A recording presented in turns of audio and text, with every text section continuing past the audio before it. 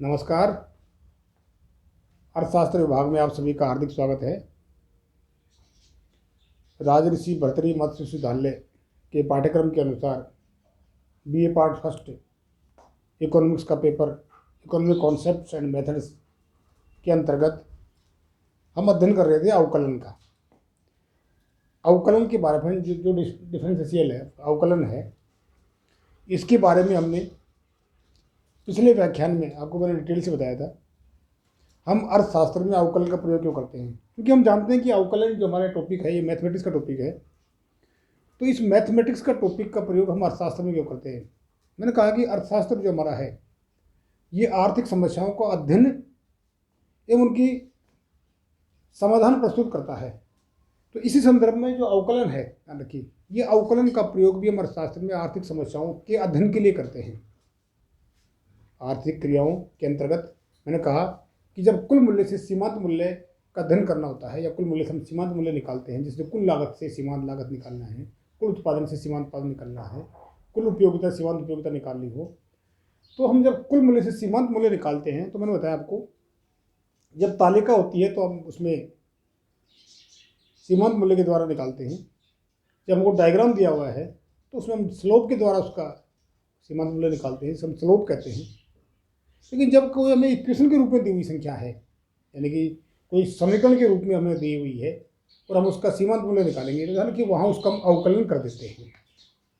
तो वहाँ उसका हम अवकलन करते हैं। तो आपके जो सिंपल डेरिवेशन जो आपके हैं, सरल अवकलज, तो इसके अंतर्गत मैंने आपको बताया था कि इसके जो 3 नियम है, शुरू के मैंने कहा स्टार्टिंग के जो 3 नियम थे वो हमने अध्ययन किया था। ठीक है, रूल नंबर हमारा 1 था, वो मैंने बताया था पावर नियम, और बताया था किस प्रकार से पावर रूल के अंतर्गत, पावर नियम के अंतर्गत हम किस प्रकार से कोई संख्या पावर में दी हुई है तो उसका हम अवकलन करते हैं। सिंपल और देख लेते हैं हम हल्का सा। जैसे फॉर एग्जांपल y बराबर दे रखा है x की पावर 2, ध्यान रखिए y बराबर x की पावर 2 रखा है, ये पावर में दिया हुआ है, जिसका हम अवकलन निकालेंगे। मैंने बताया हुआ अवकलन को dy/dx, इसलिए कहते हैं कि y समीकरण का x परिवर्तनशील चर है, ध्यान रखिए, उसके संदर्भ में हम अवकलन कर रहे हैं, सीमांत मूल्य निकाल रहे हैं। तो dy/dx इक्वल टू पावर नीचे आ जाती है भाई 2 और x की पावर 2 - 1 हो जाती है, बराबर 2x की पावर 1, या हम ये कहें 2x, ये हमारा उत्तर आ जाता है। ठीक है, तो ये हमारा पावर नियम के अंतर्गत मैंने बताया तो कि पावर नियम के आधार पर हम इस प्रकार से इसको सोल्व करते हैं। ठीक है, इसके बाद हमारा जो रूल नंबर हम 2 करेंगे, ठीक है, स्थिर राशि का अवकलन। मैंने कहा कि स्थिर राशि का अवकलन 0 के बराबर होता है। एक स्थिर राशि जो होती है उसका अवकलन हमेशा 0 के बराबर होता है। एक स्थिर राशि कांस्टेंट वैल्यू होती है, उसका अवकलन 0 के बराबर होता है। जैसे फॉर एग्जाम्पल बताया आपको y बराबर 8 हो गया था। ठीक है, तो y बराबर 8 इज इक्वल टू हो गया 0, dy/dx बराबर 0। ठीक है, क्योंकि 8 एक स्थिर राशि है, हम जानते हैं कांस्टेंट वैल्यू है, तो एक स्थिर राशि का जो अवकलन है वो 0 के बराबर होता है। ठीक है, इसके बाद हम देखते हैं रूल नंबर 3 जो हमारा है, स्थिर राशि और साथ में वेरिएबल है, स्थिर राशि गुणा चर, जिसे हम चर भी कहते हैं, या हम यूँ कहें स्थिर राशि गुणा पावर। ठीक है, स्थिर राशि गुणा पावर के रूप में हम इसको कह सकते हैं, ठीक है, या चर के रूप में कह सकते हैं। तो जैसे फॉर एग्जाम्पल मैं लिखूँ यहाँ पर स्थिर राशि पावर के नियम के अंतर्गत y बराबर 5x की पावर 2। ठीक है, मैंने कहा स्थिर राशि पावर नियम, स्थिर राशि पावर, स्थिर राशि चर, तो मैं लिखा y बराबर 5x की पावर 2। तो मैंने बताया था आपको कि इसका अवकलन जब dy/dx कैद करेंगे, ठीक है, तो उसके अंतर्गत हम क्या करते हैं, स्थिर राशि नीचे आ जाएगी गुणा पावर का नियम, हालांकि इसका अवकलन क्या होगा, स्थिर dy/dx, हम हिंदी कैसे लिखेंगे, ध्यान रखिए, लिखेंगे स्थिर राशि गुणा पावर नियम। ठीक है, स्थिर राशि गुणा पावर नियम, कि यहाँ पर ध्यान रखिए स्थिर राशि जो हम लिखनी है ऐसे कैसे, स्थिर राशि का अवकलन नहीं बता रहा मैं, आप स्थिर राशि आपको कैसे कैसे नोट करनी है, गुणा पावर नियम का प्रयोग करना है। ठीक है, यानी कि स्थिर राशि का अवकलन 0 नहीं होगा। फॉर एग्जाम्पल इसका हम करना, तो स्थिर राशि ऐसे कैसे 5 गुणा, ठीक है, अब पावर नियम के अंतर्गत इसका जैसे हम इस तरह से किया था उसी तरह से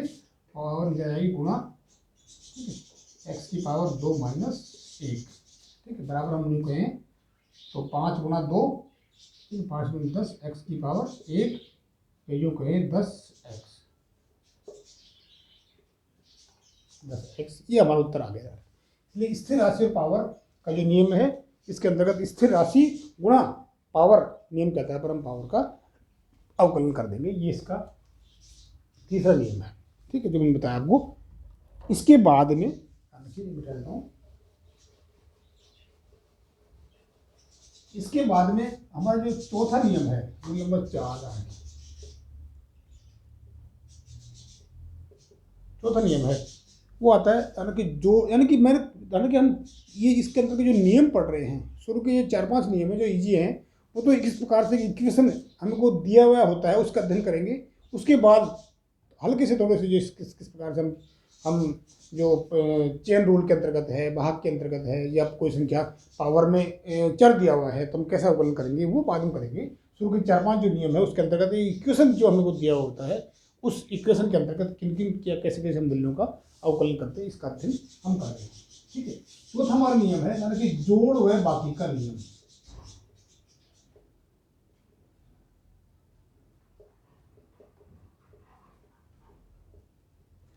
जोड़ व बाकी का नियम, यानी कि इसका मतलब क्या है, इसका मतलब ये याद रखिए कि कोई इक्वेशन, कोई हमारा जो इक्वेशन है, कोई समीकरण है,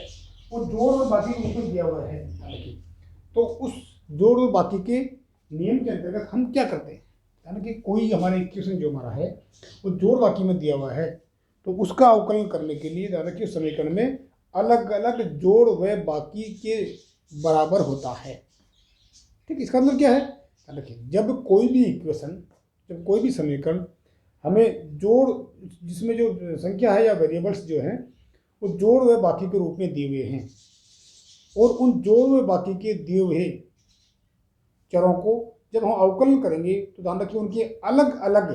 जोड़ व बाकी के बराबर होता है। कहने का अर्थ है कि जो निशान जहाँ पर है वो निशान ऐसे कैसे जाएगा, वो निशान के आगे पीछे जो है, निशान के बीच में जो वेरिएबल्स दिए हुए हैं, जो स्थिर राशि पावर के हिसाब से दिए होंगे, उनका वैसे के वैसे अलग अलग अवकलन करके जोड़ बाकी का निशान लगा देते हैं। फॉर एग्जाम्पल y बराबर 5x की पावर 2 प्लस 10x प्लस 5, ठीक है, या नियम कहूँ मैं आपको माइनस लिख दीजिए, दोनों निशान आ जाए जोड़ बाकी, ध्यान रखिए, ठीक है। तो ये इस तरह संख्या में रूप में दी हुई है, ध्यान रखिए, एक संख्या यहाँ दी हुई है, माइनस निशान आ गया, या संख्या दी हुई है प्लस का निशान आ गया, ठीक है, और हमको इसको क्या करना है, dy/dx। इसका मतलब क्या है,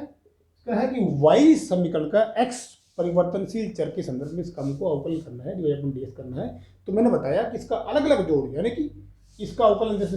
अलग करना है, इसका अलग करना है, इसका अलग करना है, और निशान ऐसे कैसे आ जाएगा, अलग अलग जोड़ व बाकी के बराबर होता है, ठीक है। यानी कि मैं कहूँ b,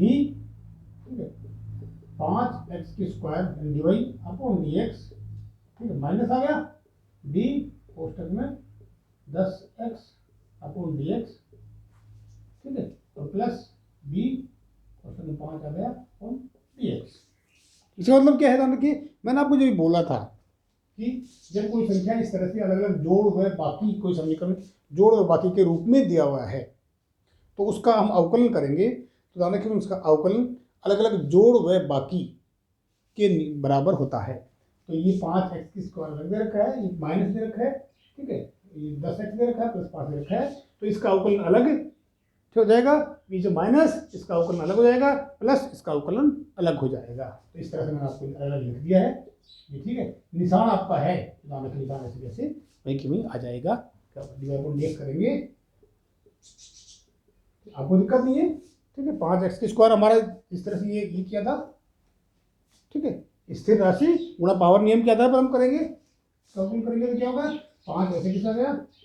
ठीक है, गुणा 2 नीचे आ गया, x की पावर 2 माइनस 1 हो गई, ठीक है, माइनस जैसे कैसे आ गया 10 गुणा x की पावर हम 1 मान लेते हैं, 1 गुणा x की पावर 1 माइनस 1 और प्लस, यानी कि 5 का 0 जाएगा, स्थिर राशि हो गई, ठीक है। स्थिर राशि पावर के नियम के आधार पर हम अवकलन करेंगे, निशान ऐसे कैसे बीच में आ जाएगा, बराबर 5 × 10 की पावर 1 हो गई,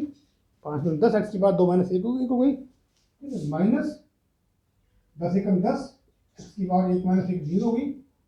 ठीक है, और इसका 0 हो गया, ठीक है, बराबर। यानी कि हम बताएंगे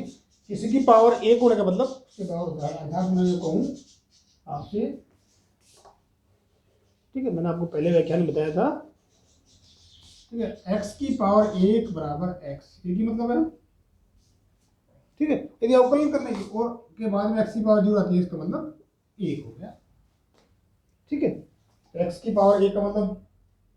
या x बोलेंगे तो उसको क्या हो गया, 10x हो गया, निशान ऐसे कैसे जाएगा, ध्यान रखिए, 10x हो गया माइनस निशान ऐसे कैसे हो जाएगा, ठीक है, और x की पावर 0, ठीक है, x की पावर 0 का मतलब क्या बताया मैंने आपको, 1 बताया था, तो 10 गुना 1 बराबर 10, आ गया 10x माइनस 10, ये इसका उत्तर आ गया, ठीक। तो इस तरह से ध्यान रखिए कोई संख्या जोड़ और बाकी के रूप में दी हुई है तो हम इसको जोड़ बाकी के रूप में आसानी से अवकलन कर सकते हैं। तो कितनी बड़ी संख्या हो, ध्यान रखिए, ध्यान रखिए इक्वेशन जो आपको दिया होगा, इक्वेशन इसके अलावा इसके बाहर कहीं भी कोई दिया हुआ नहीं होता है। एक को लिखते हैं एग्जाम्पल,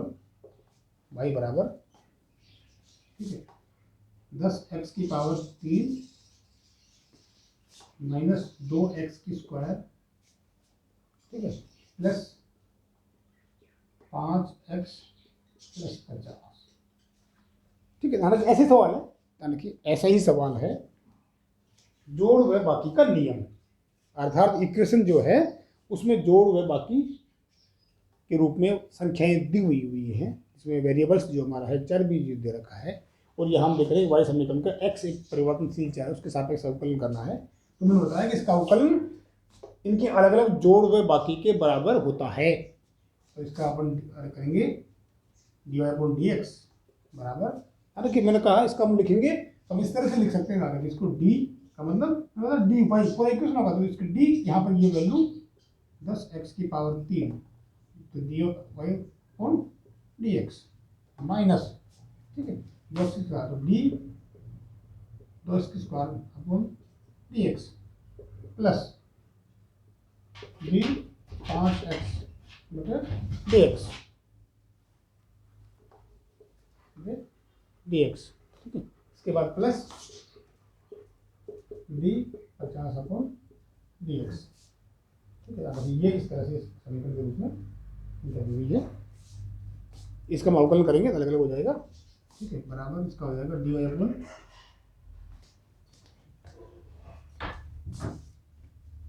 इसका हो जाएगा dy अपॉन dx, इसका dy अपॉन dx हो जाएगा बराबर, इसका अवकलन करेंगे हम 10 गुना 3 नीचे आ जाएगा, 10x की पावर 3 का 10 गुना 3 पावर नीचे आ जाएगा, गुना x की पावर 3 माइनस 1 हो गया, ठीक है, निशान नीचे माइनस का जाएगा, माइनस